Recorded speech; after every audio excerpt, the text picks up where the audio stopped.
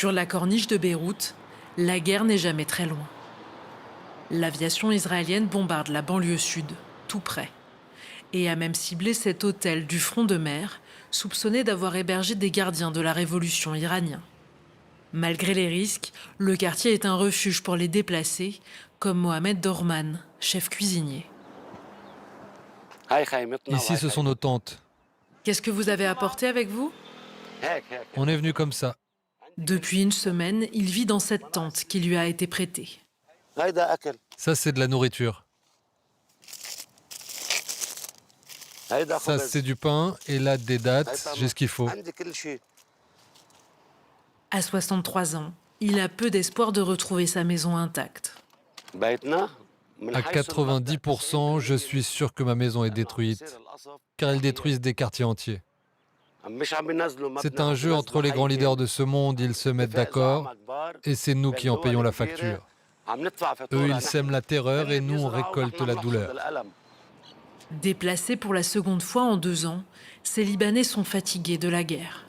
Même si certains, comme Hiba Darwish, originaire de Srebin, un village frontalier d'Israël, continuent de soutenir le Hezbollah. Ici, on loge à 7 personnes. Et il y a aussi ma grand-mère et mon oncle. Regardez, ici, on a posé des affaires. Ça, c'est mes livres d'école. Nous sommes partis pour nous protéger, mais aussi pour laisser le Hezbollah faire son travail. Pour en finir avec cette occupation qui tue nos jeunes tous les jours. La victoire de nos jeunes, ça voudrait dire qu'ils fassent reculer Israël, que l'on garde nos armes pour pouvoir nous défendre et défendre notre terre, qu'Israël ne nous occupe pas. Dans le sud du Liban, l'État hébreu a lancé une invasion terrestre.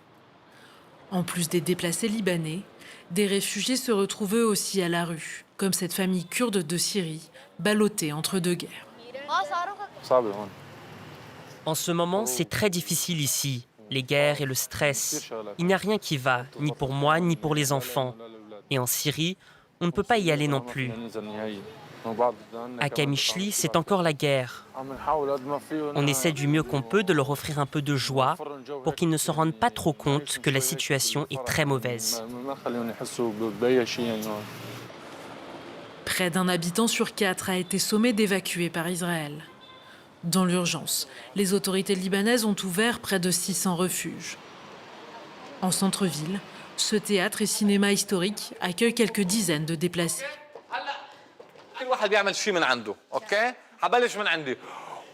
Kassem Stambouli, acteur et réalisateur, tente de les aider à extérioriser leur traumatisme.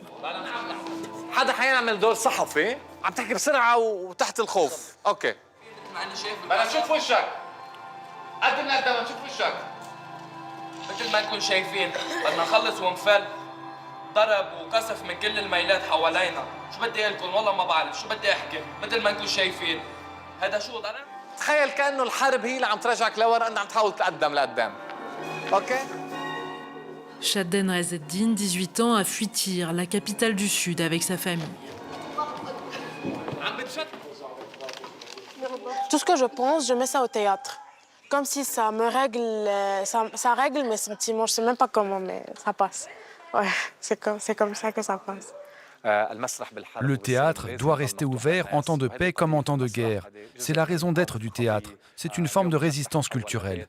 Le théâtre a été transformé en maison. Les gens dorment dans les gradins. Ils vivent ici au quotidien. On utilise le théâtre pour soigner et évacuer la pression que vivent les enfants et les déplacés. Il est primordial que l'art continue de soigner les blessures des gens. Une solidarité cruciale pour faire face à l'ampleur de la crise. Sur les hauteurs de Beyrouth, une vue plongeante sur la banlieue sud bombardée. Ici, le gouverneur de la région du Mont-Liban organise la distribution de l'aide avec ses équipes. Ici, ce sont des couvertures. On essaye de distribuer à chaque déplacé un matelas et une couverture. En ce qui concerne l'eau potable, on fait de notre mieux, mais il y a encore des manques et l'eau courante, ça s'est amélioré. C'était quoi? Ils ont frappé la banlieue sud. Au rythme des frappes, le gouvernorat s'occupe de près de 40 000 déplacés hébergés dans des écoles avec les moyens du bord. Il y a encore des centres qui ne sont pas occupés et que l'on pourrait ouvrir. En termes d'organisation, bien sûr que nous sommes prêts. Notre problème, ce sont les capacités. Pour faire face à la guerre et aux conséquences de la guerre, il faut beaucoup de moyens.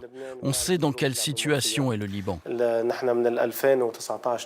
Depuis 2019, il n'y a pas une année qui se passe sans crise. Ça me fait dire que je ne sais pas combien de temps on va pouvoir encore tenir. À bout de souffle, le Liban a désespérément besoin de soutien. L'Union européenne a débloqué une aide d'urgence de 100 millions d'euros.